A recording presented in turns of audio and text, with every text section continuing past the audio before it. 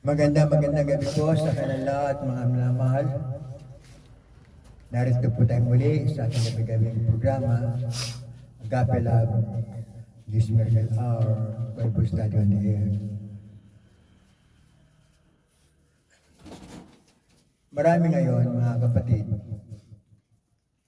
ang mga itinayong reliyon sa mundo. Subalit, makikita natin na mas dumarami ang mga itinayong reliyon, lalong dumarami ang mga makasalanan. Isang halimbawa, dito sa ating bansang Pilipinas, we are considered as the only Christian nation in the whole of Asia. Pinaka-Kristiyanong bansa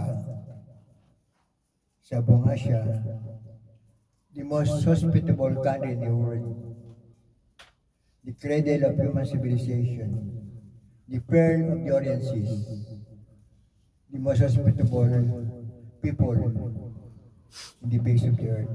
Ang ganda. Magandang pagkakakilala sa atin ng mundo. Pero nangyari ito noong mga panahon na wala pang internet, black and white pa ang television, radyo ang pinakikinabangan ng mga tao. Ang mga anak ay magagalang sa kanilang mga magulang. Ang magkakapatid nagmamahalan, magkakapitbahay nagtutulungan. Pero nung dumating na tayo sa 20th century, na from black and white naging color na TV, from telegram naging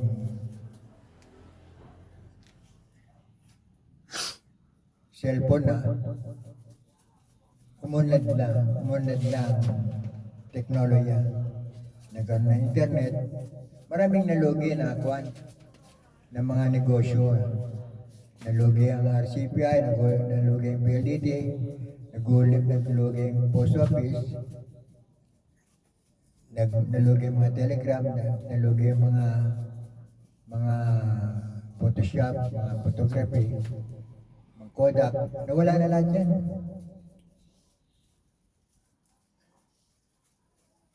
Dati ang telepono, bago mo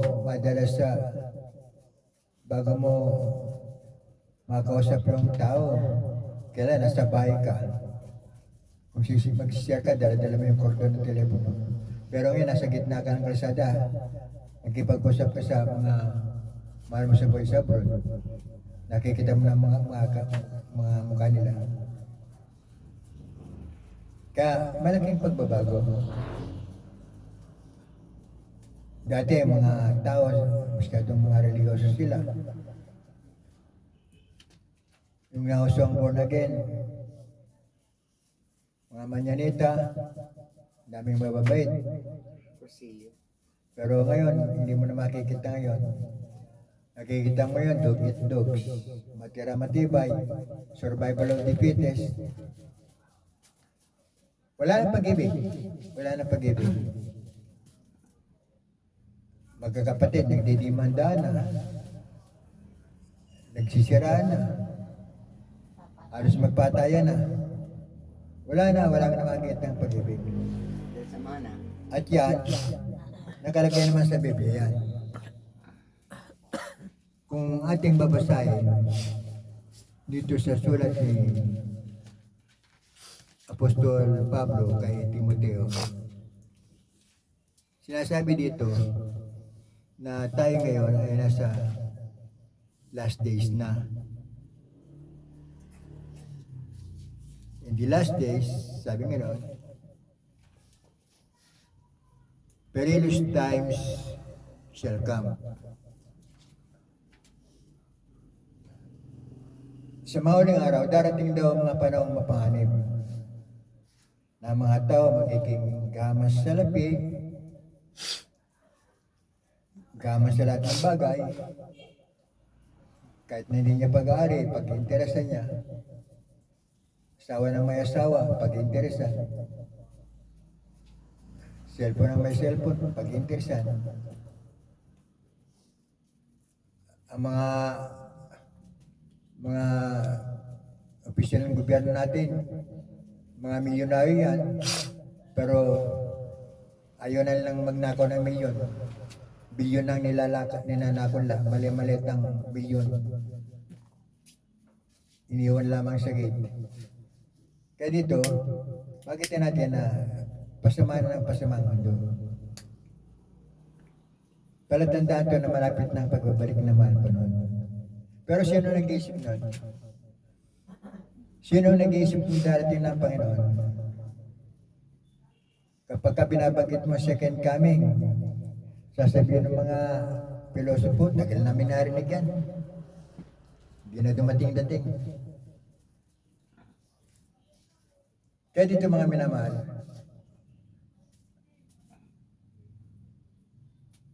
sinasabi ng Biblia na ang kaligtasan nasa mahal pa ng Kristo lamang. Siya ang tagapagligtas ng sanlibutan. Kaya sabi ni Apostol Pablo,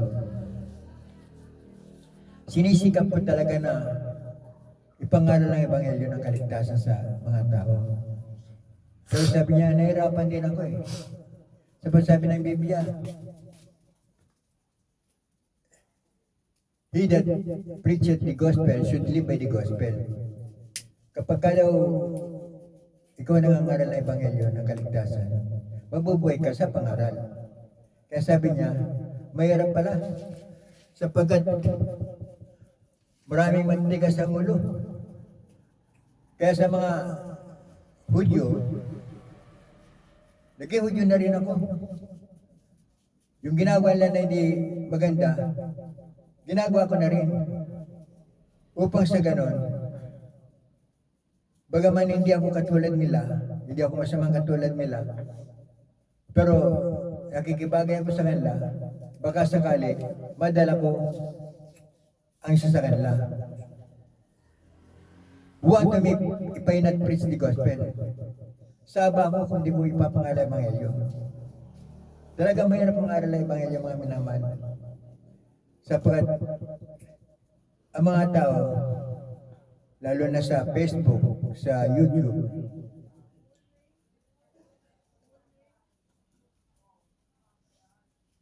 kapag ka nangangaral ka dito, naranasan ko ito. Ang mga tao, lalo na kung Bible study, ang Bible study kasi hindi katulad ng preaching. Ang preaching, matagal ng 30 minutes tapos na.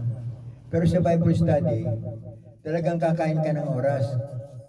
Mari, 1 oras para talaga manuman ang tao. Sapat, pag-aaral mo sa salita ng Diyos, palipat-lipat ka ng mga talata ng Biblia kasi yung talata sa na pinipreach mo sa New Testament, kukunin mo ibang mga talata sa Old Testament. Kaya kinakailangan talagang mag-aral ka ng gusto. Pero sa kabila ng pagpapakahirap mo, ang mga tao ngayon, lalo na mga kabataan, kapag ka nakita nila na nagpipreach ka sa radyo, i-scroll nila,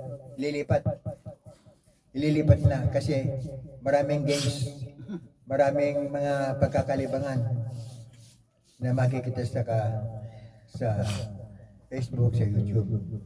Pero bihira talaga makikinig sa'yo. Ang tanging makikinig lamang sa'yo, yung talaga mga Kristiyanong tunay na talagang buhaw sa salita ng Diyos. Katulad sa Jesus Miracle Crusade, nakita ko na sabik sila. Kahit na 1 oras ka magsalita, 2 oras ka, hindi nila papatayin. Talaga makikinig sila. Mga spiritual. Kaya dito makikita natin ang pagkakaiba ng mga tao ngayon. Merong mga taong makamundo, may mga taong spiritual. Kaya sabi sa Biblia, spiritual man, judge all things, but is judge of no man. Kaya katulad ng mga taong spiritual, ang lahat ng mga taong nakikita nila, at walang pwede na umatol sa Kanya. Naranasan din yun natin mahal pa noon, na nangangaral siya, gumagawa ng grabe mga himala. Subalit anong nangyari? Sabi ng Biblia, sa kabila ng napakaraming himala na ginawa ng mahal pa noon, na talagang siya ay naglakad dahil walang mga sakyan noon, milya-milya mga nilalakad nila, nangangaral ang salita ng Diyos. Pero ano nangyari? Pinatay siya. Kinontra siya. Mahal pa ng Jesus na yun. Kaya talagang napakahirap ng aral ng salita ng Diyos. Kaya dito sa ating programa ngayon, maring niyo sa akin ngayon ang isang format ng programa na hindi na patungkol sa mga doktrina natin pag-uusapan ngayon. Pag-uusapan natin ngayon yung dalawang utos ng mahal pa ng Jesus. Hindi na yung 10 utos. Sapagkat maliwala na sa mga 10 utos eh. Parang naging everyday activities nila na labagyan ng 10 utos. Kaya dito, nakita ng mahal pa na wala talaga maliligtas. Kukunti lang mararapture siguro. Kaya dito, sapat nakikita ko na talagang malapit ng muling pagbabalik na mahal pa. Sapat lahat ng palatandaan sa Biblia ay nagsilabas na. Nasa huling araw tayo, naging masama ng mga tao, wala nang hilig sa pakinig ng mga tao, wala nang pananampalataya, at ang kanilang naging pangunahing activities ngayon, paano kikita ng pera, paano yayaman, paano unlad, paano sasagana, paano maging masarap ang buhay sa mundo. Pero sa mga bagay na espiritual, wala na. Patay na. Kaya dito, ang ibabagay ko sa inyo sa sandaling ito ngayon, ay hindi na mga doktrina ng church. Sapat yung mga doktrina ng church ngayon, lalo kang mapapamak. Dahil gumawa sila mga doktrina na nagtatakwil sa mahal pa noon. Baliwala na sa kanilang mahal pa noon sa Kristo. Tinakwil na lang pagka-Diyos, parang pinaglalabang pa ng debate na paano sa Kristo, tao lamang, angel lamang, propeta lamang, hindi ka naman naging Diyos. Dito ito makita natin, marami talaga mapapamak. Marami hindi mapapasama sa rapture. Kaya dito, sa mga nakikinig sa akin, dalawang utos ng mahal pa noon ang talagang bibigyan ko ng emphasis o pagpapalaga. Ano yung dalawang utos ng mahal pa noon? Alam niya na, sapat gabi-gabi na rin niya sa akin. Ibigyan ng Diyos ng buong puso, ng buong kaluluwa, ng buong pag-isip at ng buong lakas. Wala pa rin makakasunod dito. Sapagat maigpit pa rin na ang hihingi ng Diyos, pag inibig mo siya, buong lakas. Pero sa ginugugol ng mga taong kanilang lakas, sa mga bagay na pansalibutan, na kung kailan matanda na at ugod-ugod na malapit na mamatay, sasabing, Panginoon, inibig kita. Mahal kita, Panginoon. Pero yung lakas mo nung kabataan ka, saan mo ginugol?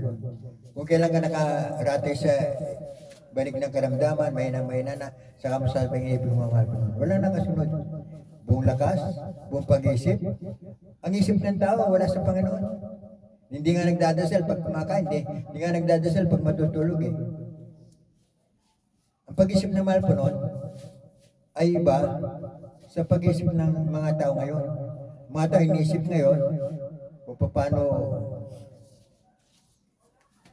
lolokohin yung tao, paano pagsasamantalaan. Puro masamang iniisip. Kaya dito pa lang, wala na. Kaya dito, sapat mahirap pa rin yung utos ng Diyos na ibigyan ng Diyos ng buong puso, buong lakas, buong kalwa, buong pag-isip, na talagang hindi kaya ng tao ngayon dahil wala talaga siya lang pag-isip patungkol sa Diyos. Isang bagay na lang magpagliligtas, mga kapatid. Yung pangalawang utos. Bagaman, ito'y patungkol sa pag-ibig, pero meron pa rin patakaran. ibigin mo ang kapwa mo tao ng tulad sa pag-ibig mo sa sarili. Napakahirap pa rin nun. Sabi pa paano maibig ng tao ang kanyang kapwa-tao ng tulad sa pag-ibig sa kanyang sarili. Ang inisip lang ng tao ay pagiging makasarili niya. Ang akin ay akin. At ang iyo akin pa rin. Kaya napakahirap talaga. Wala siyang pakialam. Sabi nakita ko sa aking paglakad sa araw-araw, meron mga matatanda, mga senior citizen na mamalimos. Daan-daanan lang ang tao, hindi pinapansin. Hindi pinapansin. Parating nagmamadali. Kaya dito mga minamahal. Yung pangalawang utos na lang ang gawin natin. And what is that? Agape love. Ang makapagliligtas na lamang sa tao ngayon ay agape love. Ano yung sabihin ng agape love?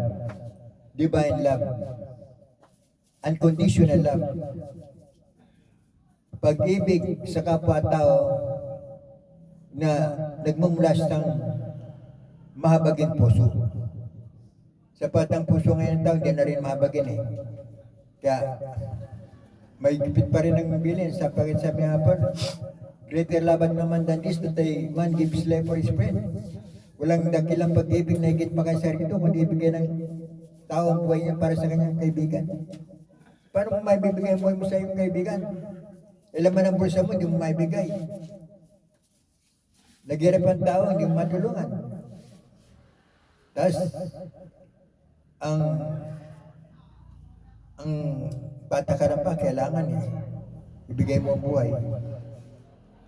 Pero ngayon mga minamahal, huwag natin pahirapan. Tapatan tayo. Hindi natin kayang ibigay ang ating buhay sa kapwa-tao. Maring ang magulang, pwede niya ibigay ang kanyang buhay sa kanyang anak. Anak niya yun eh.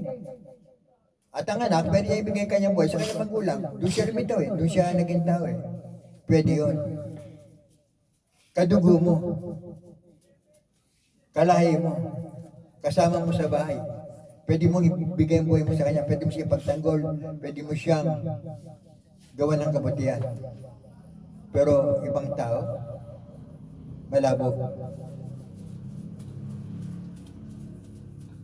Lalo na kung ngayon mo lang nakilala. Yun nga matagal mo ng kaibigan eh. Gumugol ka ng 10 taon, 20 taon sa pagkakaibigan. Pero, nagkalayo pa rin kayo. Nagkaiwalay pa rin kayo. Bakit? Sapat di mo naman siya kadugo eh. Kaibigan mo lang siya eh.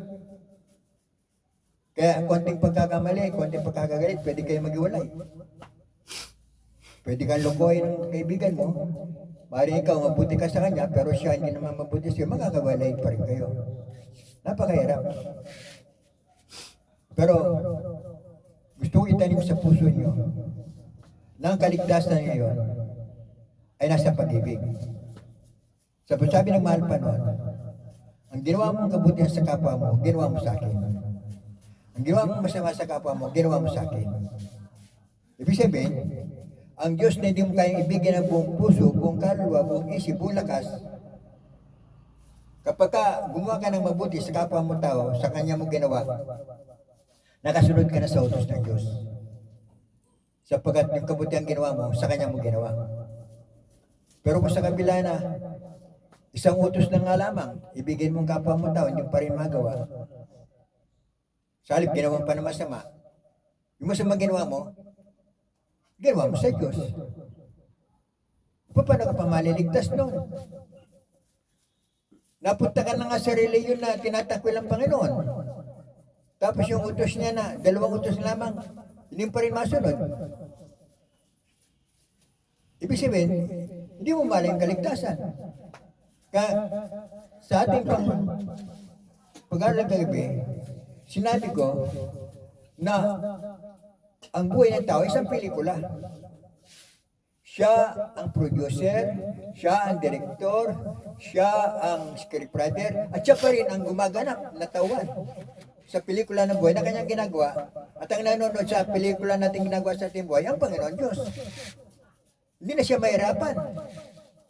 Sapat nakikita niya, ang pelikula natin buhay na tayong gumaganap. Kaya kung sa pelikula na ginagawa mo siyang buhay, kontrabida palabas mo, iling-iling ang malapanon. Sapat true story yung kanyang pinapanood, buhay mo yon, doon kanya atunan sa ginagawa mo, at hindi maganda ang buhay mo na pinapakita mo, may hatol lang mahal pa nun. Sapat tayo ang gumagawa ng ating sariling ikaliligtas at ng ating ikapapahamak. Kapag tayo napahamak, kapag tayo nagkaroon ng problema, tayong gumawa, hindi man tao. Hindi ba napupuna? Pagka kayo nagkakaroon ng malaking problema, at inisip nyo kung paano nangyari yun, makikita nyo, tinutukoy yan yung sarili. Kayo may kasalanan, kayong gumawa ng problema. Kaya kung pelikula natin gagawin, puro problema tayo. Ibig sabihin, wala tayong Diyos.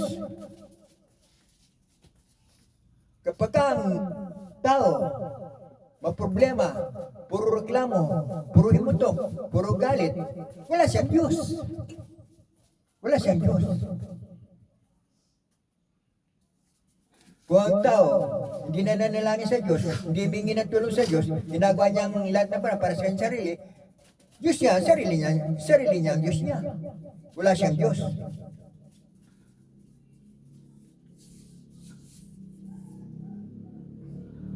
Kaya isang napakalaking problema ang mundo ngayon. Sapat ang mga nangangaral ng salita ng Diyos, pinagtatawanan na ngayon. Masyado pa natin ko yan. Arte lang yan. Yung sinasabi niya, ginagawa rin niya. Walang tiwala. Walang tiwala sa nangangaral. Ang pinagmamasdan nila, yung ginagawa ng nangangaral, sinisilipan ng hindi maganda. Hindi niya naisip ng nangangaral tao rin na may mga kainaan. Pero sa kabilang mga kainaan niya, pinipilit niyang maging mabuti pa rin, makapagligtas pa rin ang tao sa pamamagitan ng pangaral. Kaya sabi ng mahal pa, huwag niyong pigatiin ang mga nangangaral ng salita ng Diyos. Igalan niyo sila, imalin niyo sila, sapat ginagawa lang, bagaman hirap sila, ginagawa lang, makapagligtas pa rin ang tao. At ang paraan ng kaligtasan ay pinangangaral ng mga ngaral, ang Diyos na nagkatawang tao, namatay sa krus ng Kalbaryo, upang sa pamagitan ng kanyang dugo, mapatawad tayo sa ating mga kasalanan. Sa kanyang kamatayan, magkaroon tayo ng buhay na walang hanggan, sa kanyang piling. Napakabait ng Diyos.